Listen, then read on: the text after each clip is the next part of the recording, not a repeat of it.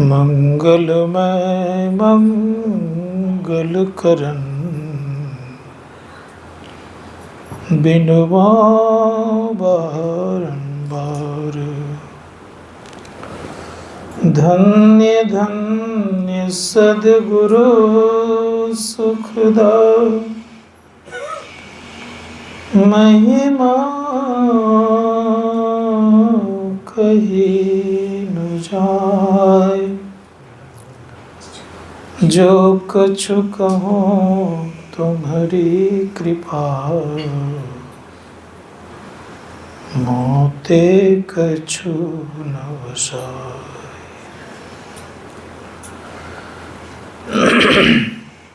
मंचस्थ परम श्रद्धेय स्वामी केशवानंद जी महाराज, परमादरणीय हमारे स्वामी विनोद जी महाराज, सुरेंद्र जी महाराज, समस्त महात्मागण,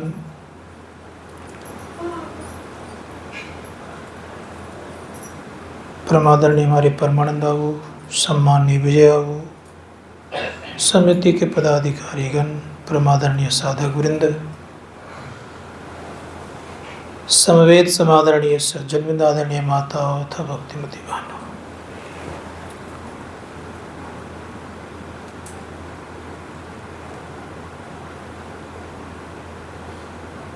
आज हम लोग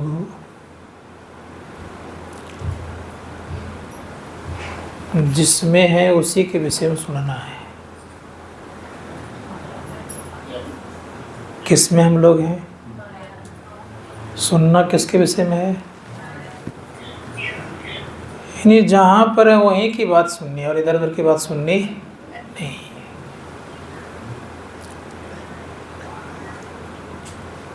ऋषि मुनिगण कहते हैं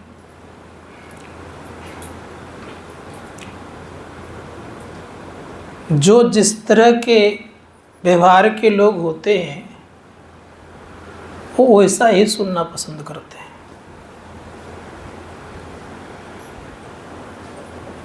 कभी कभी देखता हूँ जिस घर में कोई बात हो जाती है, उसके घर में बात हुई, दोनों की जब बात बनती है बड़ी अच्छी कथा होने लग जाती है। एक दूसरे की कथा सुनने व सुनाने में बड़ा ही आनंद लगता है। ऐसा क्यों होता है? जहाँ पर है वही कथा कही जा रही है। तो आज हम लोग माया के संबंध में सुनेंगे। संस्कृत के कई शब्दों के कई अर्थ होते हैं। माया में कई अर्थ होते हैं। संस्कृत में माया के एक अर्थ भ्रम भी हुआ करता है।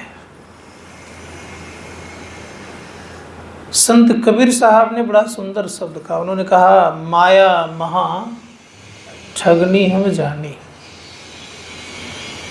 कितना फांस लिया मालूम है? त्रिगुण फांस लिए बोले मधुरी वाणी, माया महा ठगनी जानी। फांस कितने हैं? तीन फांस लेकर के मधुर मधुर बात करते हैं। और जब मायावी लोग होते तो और उनकी मधुराई सुनिएगा तो आश्चर्य लगेगा सुन करके आपको। करता क्या मधुर वाणी बोल करके? का मधुर वाणी बोल करके लोगों को भ्रम में डालता है और ठगने का काम करते हैं। संत कहते हैं कौन इससे बचेगा? तो संत कबीर साहब कहते बचने वाला कोई न कोई है। का वो कौन है? का संपूर्ण जगत माया से भ्रमित है। कोई भी माया से बचे हुए नहीं है। चाहे शिव जी हो या भगवान विष्णु जी हो या ब्रह्मा जी हो, ये लोग माया से परे है कि माया के अंतर्गत में है? ये सब के सब माया के अंतर्गत में है। संत कबीर साहब ने कहा, ब्रह्मा के ब्रह्मानी हुए बैठे,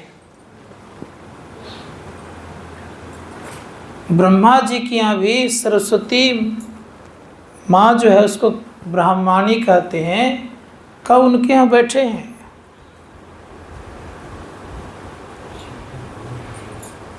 विष्णु के यहाँ तो कमला होकर बैठे।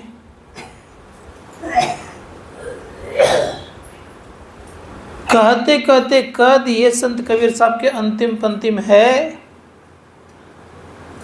ककपंडा के घर मूरत हुए बैठे।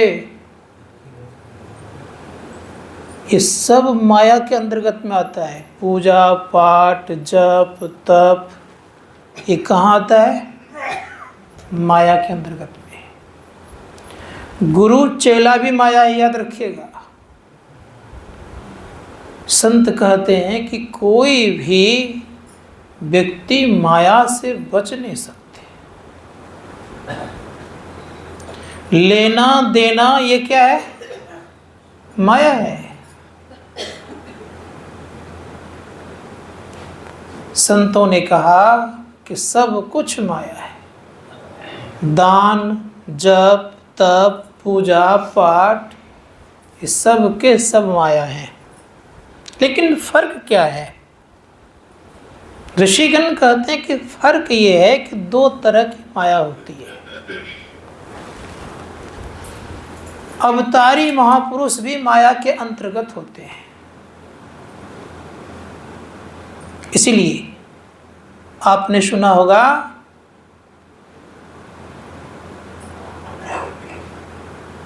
कि माया के कई सेनापति हैं। दंभ पाखंड ये सब के सब माया है।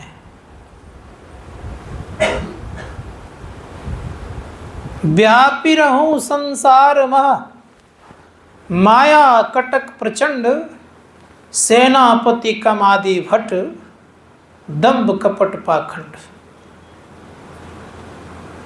सेनापति कमादि भट्ट, सेनापति कौन हो गया? काम क्रोध और सेनापति कमादि भट्ट, दंभ कपट पाखंड। संत महात्मा गण कहते सबके सब माया है।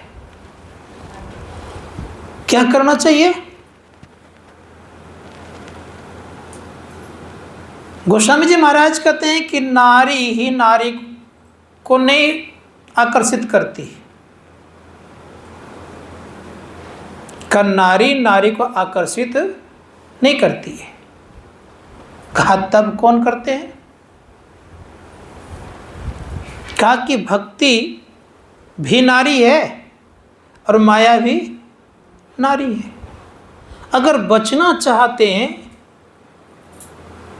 तो भक्ति रूपी नारी का संग करिए, तो आपको माया रूपी नारी कुछ नहीं करेगी। सो दासी रघुवीर की समझ है मिथ्या सोप, अछूट न राम कृपा बिनु नाथ कहाऊं पदरूप। कहा ये राम की कृपा के बिना ये माया छूटने वाली नहीं है। तो क्या करना चाहिए था उन लोगों को? एक नारी को पकड़िए। इसीलिए संत कबीर साहब ने कहा, एक तीस रहे संग में, एक ने तेरी कौन तकदीर फाड़ी। 30 तो संग में ही है और एक के चलते आप परेशान क्यों होते हैं? अरे जब 30 छूटे तब छोड़ नारी प्यारी का, जब 30 छूट जाए ना तब एक को छोड़ना चाहिए। एक मतलब जो संग में है आपके जीवन साथी, इनके छोड़ने के चक्कर में जो रहते हो, पहले 30 को तो छोड़ करके देख, वो छूट जाए तब एक को छोड़ना। ऐसा क्यों करते हो? तो संत कबीर साहब कहते हैं कि भाई सुनो, इस संसार में कहीं तुम जाओगे माया से नहीं बच सकोगे। कोई भी इलाका ऐसा नहीं है कि जहाँ माया नहीं है, कोई भी स्थान नहीं कि जहाँ माया नहीं है। लेकिन वह माया प्रभु राम की दासी है। सो दासी रघुवीर की समझे मिथ्या सोप, छूट न राम कृपा बिनु नाथ कहूँ पदरूप। का राम की कृपा को अपनाने का प्रयास करिए। कैसे होगा ये राम की कृपा? संत महात्मा गण कहते हैं कि माया के पास एक विशेष कामना है। कामना नहीं रहेगा तो शायद हम लोग कोई काम नहीं कर पाएंगे। कर पाएंगे? कामना है तभी हम लोग काम करते हैं। तो कामना कितने हैं? तो बहुत प्रकार की कामना है।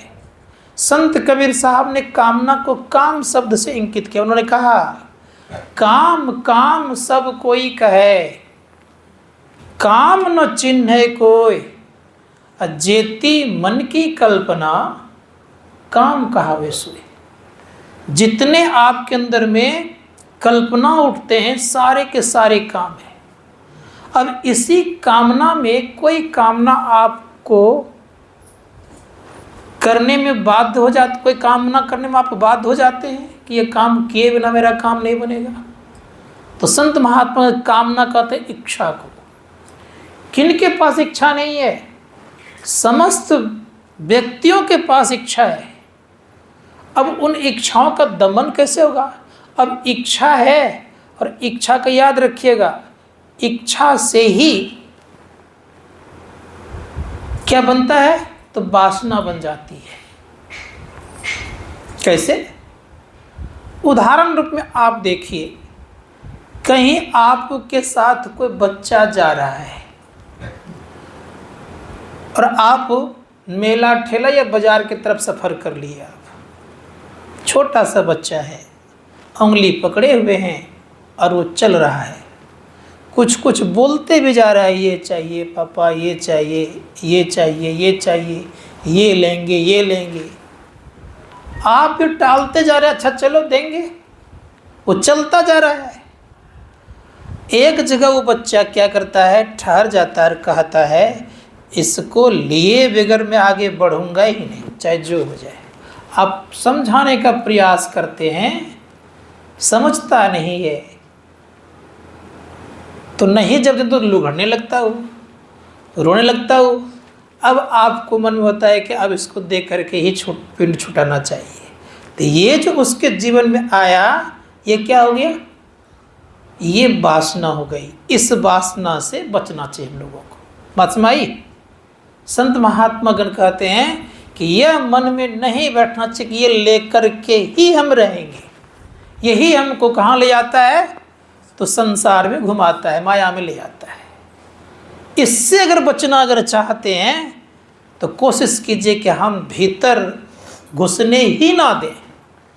तो इससे कैसे बचेंगे? इससे बचने का एक ही उपाय है कि वो दासी किसकी है? राम की। तो हम किनके दास बन जाए? तो हम भी राम के दास बन जाएं। अब स्वाभाविक सी बात है, एक बाप के दो संतान, एक बहन है और एक भाई है। ध्यान दीजिएगा थोड़ा सा, दोनों में एकता होगी, दुश्मनी क्या होगी? एकता होगी ना। अब संतों ने कहा कि आपने क्या किया? दास बने। किसको पकड़ करके? तो भक्ति को पकड़ करके भगवान की सेवा कर रहे हैं। अब भगवान की सेवा कर रहे हैं तो आपको भगवान की कृपा बरसती है, तो बेचारी जो माया है वो क्या करेगी? वो साइड हो जाती है। लेकिन जहाँ आपके अंदर में अहंकार आ जाता है, उस समय तत्क्षण हावी कौन हो जाता है? वो माया हो जाती है। संतों ने कहा अहंकार नहीं आने देना चाहिए। इसीलिए किन्हीं का सहारा लीजिए या ना लीजिए, गुरु रूपी ईश्वर का सहारा जरूर लेकर के चलिए। हम आप लोग जानते हैं अच्छी तरह से कि संसार में जो हम कुछ भी लेते देते हैं, श्वास भी छोड़ते हैं, ये माया के अंतर्गत है। देह भी माया के अंतर्गत में आता है। और चारों मंडल जो है, स्थूल सूक्ष्म कारण और महाकारण, ये चारों अविद्या माया कहलाती है। सार शब्द जब पकड़ते हैं हम तो ये विद्या माया कहलाती है। और जब इसके पार हो जाते हैं तब कोई माया नहीं रहती है। तो सार शब्द तक क्या हो गया? यद्यपि वहाँ मन नहीं है तब भी वो विद्या माया कहलाती है। संतों ने कहा मन नहीं है तब भी विद्या माया है, और जहाँ तक मन है वहाँ तक अविद्या माया है। अविद्या माया हमें परेशान करती है, विद्या माया परेशान नहीं करती। इतने अंतर है, लेकिन दोनों क्या है? माया ही है। इसलिए संतों ने कहा जड़ चेतन के पार में वो परमपिता परमात्मा है, उनका अगर जिस दिन संग हो जाएगा तब आपके पास कोई माया नहीं रहेगी। इसीलिए उनका संग करने के लिए क्या करना पड़ेगा? तो संतों ने कहा कि उनका संग करने के लिए हमें भक्ति करनी पड़ेगी। किनको ने सताया? एक बार संजोग से भगवान श्री कृष्ण से भीम कहता है कि केशव माया कभी दिखा दो मुझे, कैसी माया होती है एक बार देख लूँ तो अच्छा रहेगा। कहा ठीक है मंझले भैया, जब कभी बारी आएगी दिखा दूंगा। क्योंकि भगवान श्री कृष्ण से भीम बड़ा था, भैया कहा करते थे। कब मौका लगेगा तो दिखा दूंगा। संजोग से एक दिन पांचों भाइयों की धर्मपत्नी द्रौपदी थी, तो पारी बंधा गया था। तो एक दिन संजोग से महाराज युधिष्ठिर का पारी था।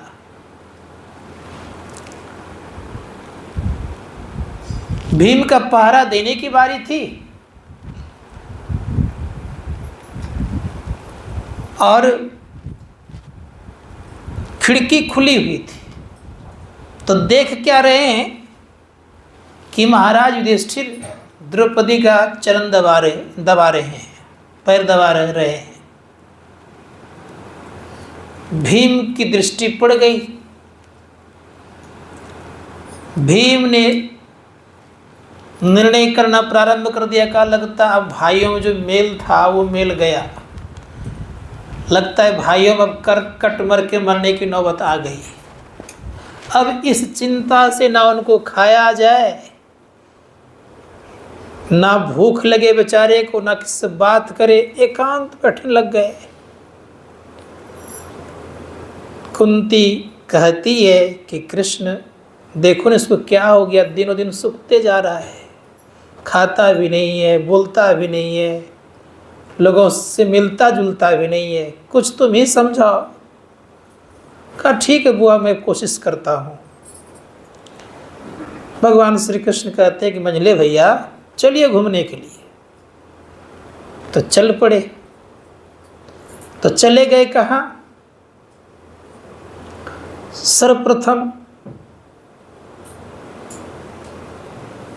जब जंगल के तरफ गए तो कहा कि मैं आता हूँ घूम करके, इस जगह आप बैठिएगा। एक बहुत बड़ा वृक्ष था, तो वृक्ष पर चढ़ कर के बैठ गए। एक व्यक्ति आया, सफाई कर दिए, गलीचा इत्यादि बिछा दिए, टेबल कुर्सी लगा दिए, सब के सब लग गए। एक सबसे सुंदर सिंहासन ऊंचा लगा। इतने में होता है कि देवतागण आके बैठ गए, ऋषि मुनिगण आके बैठ गए, पांचों भाई पांडव आ गए, इंद्र आ गए, सब के सब आ गए। एक कुर्सी खाली पड़ी हुई थी, जो सिंहासन था। अब भीम ऊपर से देख रहा था कि सिंहासन पर कौन बैठेगा भाई। तो उधर से देखते हैं कि एक द्रौपदी हाथ में बड़का चाबुक लिए हुए, बड़का रेस्टर लेकर उधर से आ रही है। तो सिंहासन पर बैठती है, सब के सब खड़े हो गए। सबका हाजिरी लेना प्रारंभ कर दिए। सबका जब हाजिरी हो गया तो पांचों भाई पांडवों की बारी आई। और जैसे पांडवों की बारी आई तो उसमें से युधिष्ठिर, अर्जुन, नकुल, सहदेव तो था ही, भीमगढ़ हाजिर था।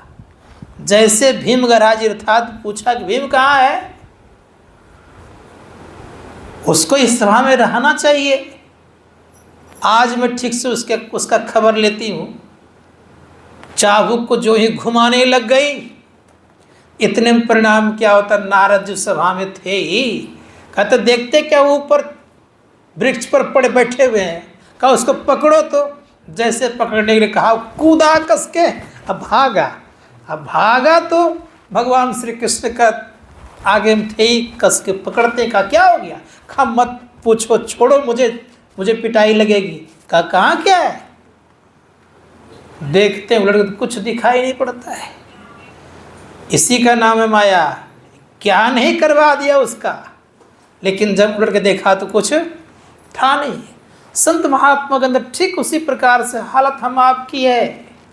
जिसके लिए हम रात दिन रोते धोते रहते हैं, नाना प्रकार की परेशानियां उठाते रहते हैं, उन सारी परेशानियों के विचार करके अगर देखेंगे तो किसके लिए कर रहे हैं आप? क्या स्वयं के लिए या औरों के लिए? स्वयं के लिए केवल आपके साथ ये भक्ति जाने वाली, इसलिए भक्ति मन लगा कीजिए, लेकिन संसार कार्य का संपादन करिए। किस तरह से? रामकृष्ण परमहंस जी महाराज कहते हैं, जिस प्रकार से बड़े घराने के दाई या नौकरानियां रहती है, सब काम अपने से कहते हैं कि अपना है मेरा, लेकिन भीतर से वो कभी नहीं कहती है। उसी प्रकार से हम लोग को संसार में रहना चाहिए। सांप के मुंह में जहर भी होता है, मनी भी हुआ करता है, लेकिन जहर किसी को कब व्यापता है? जब सर्प डसता है तब जहर व्यापता है। उसी प्रकार से याद रखिएगा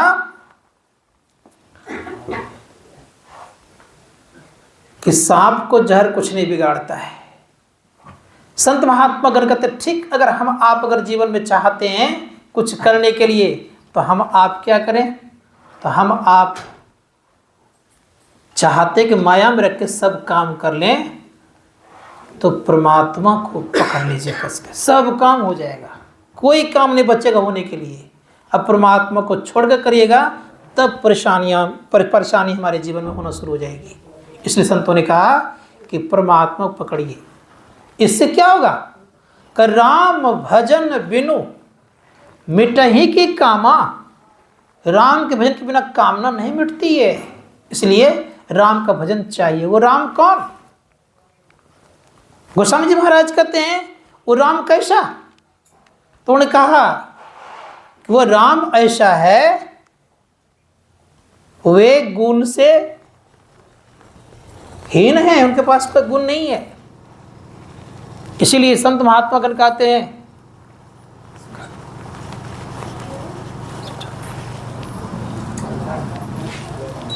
अरे लोड नहीं लगा। हाँ,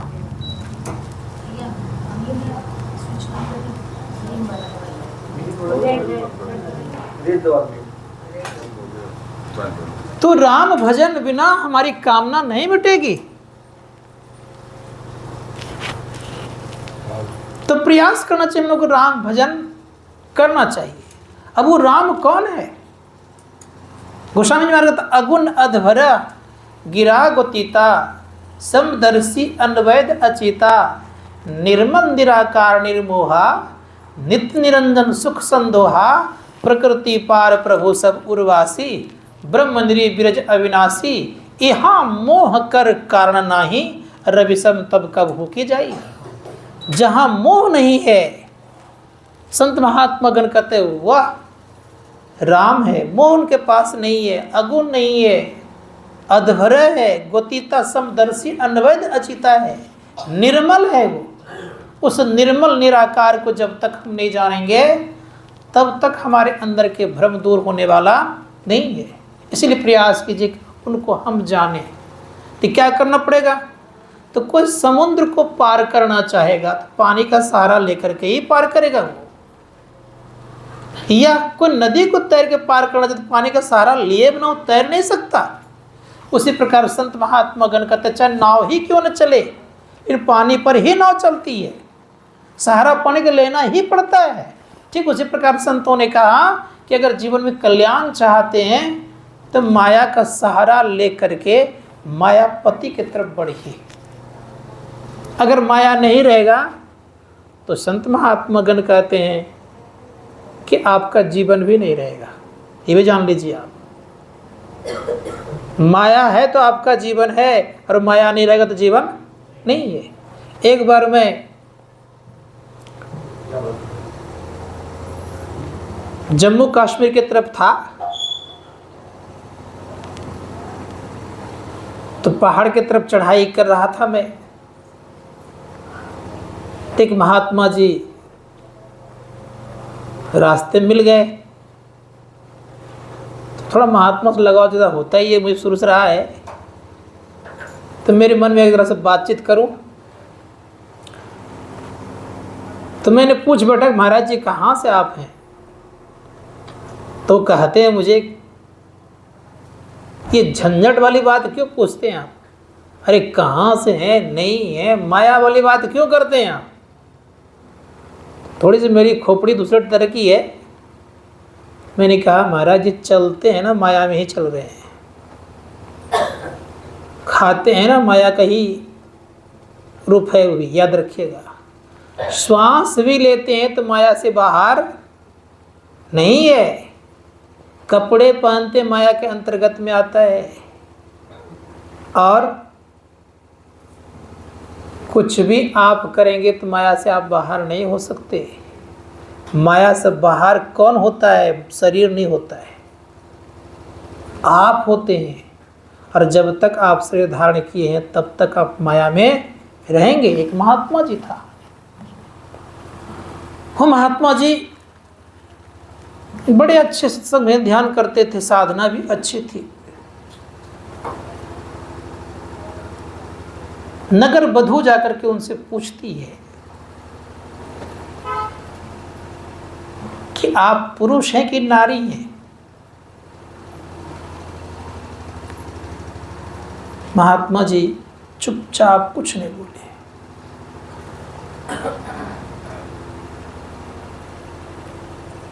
संजोग से शरीर छूट गया महात्मा जी का। श्मशान घाट ले जाने का रास्ता उसी होकर के था,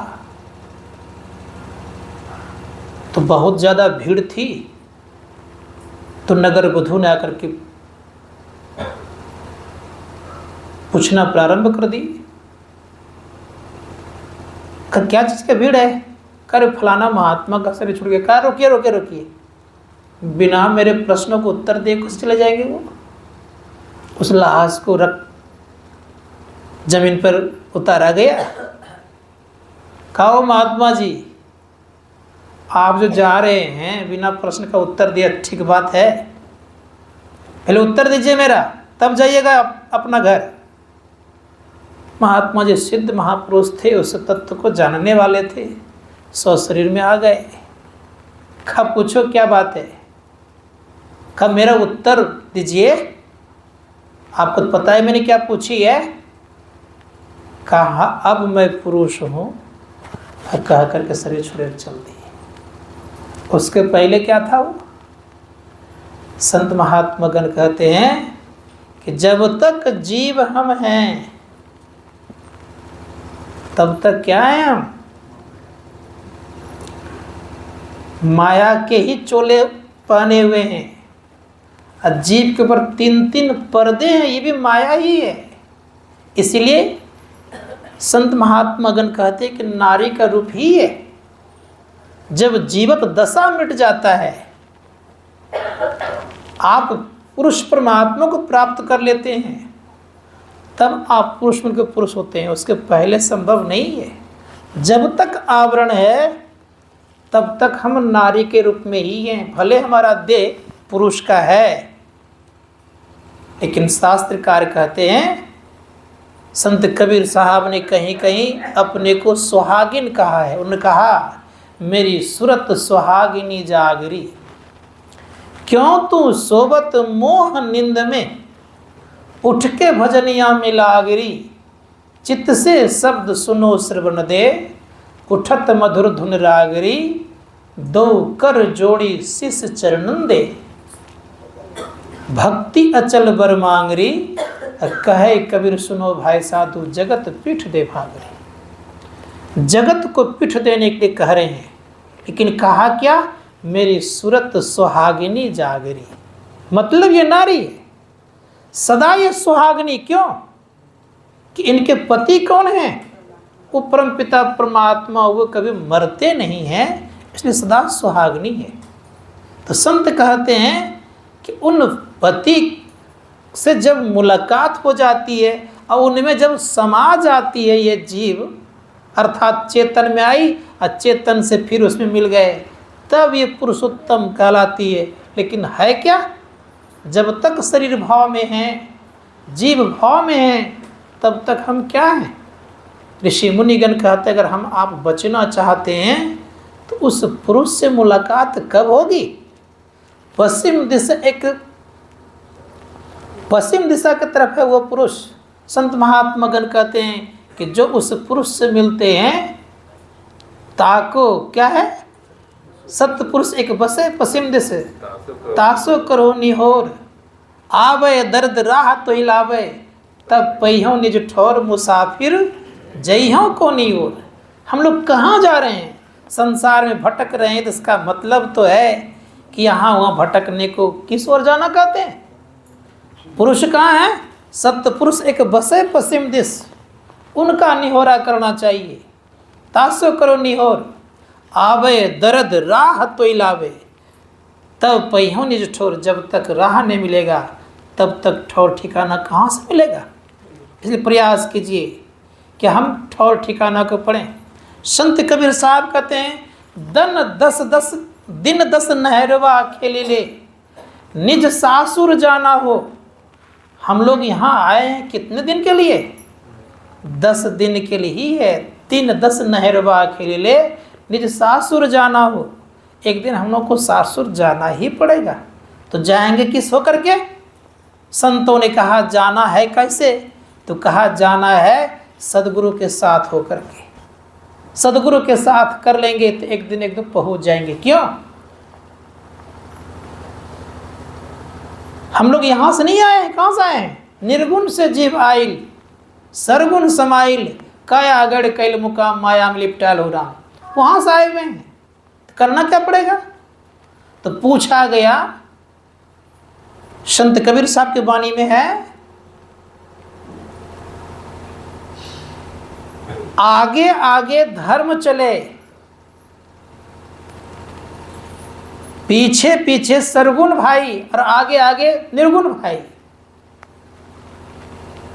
पीछे चलने वाले कौन है? तो का सरगुण अर्थात 3 गुण वाले, और आगे जो चलेंगे कौन चलेंगे? वो तो निर्गुण। निर्गुण जिस दिन हम हो जाएंगे उस दिन हम पुरुष हो गए, अर्थात अक्षर पुरुष हो गए। और निर्गुण को पार कर गए हम तो पुरुषोत्तम हो गए। इसीलिए कहा क्षर पुरुष और अक्षर पुरुष। क्षर पुरुष जो है ये अविद्या माया कहलाता है। संत महात्मा गण कहते हैं इन अविद्या माया को जब पार करेंगे तो अक्षर पुरुष में जाएंगे, अर्थात विद्या माया में जाएंगे। संतों ने कहा इसको जब पार कर जाएंगे तो हम पुरुषोत्तम हो जाएंगे। तो हम लोग को ख्याल करना चाहिए कि हम उस पुरुषोत्तम को प्राप्त करने के लिए यही भक्ति है, अर्थात भक्ति रूपी माया को पकड़ के चलिएगा तो ज़्यादा परेशानी नहीं होगी हम लोगों को। लेकिन भक्ति रूपी माया को छोड़ करके चलिएगा तो काम होने वाला नहीं है। इसलिए संतों ने कहा कोशिश कीजिए, ये संसार बड़ा ही विचित्र है। संत कबीर साहब कहते हैं यह संसार सिमर का क्या है?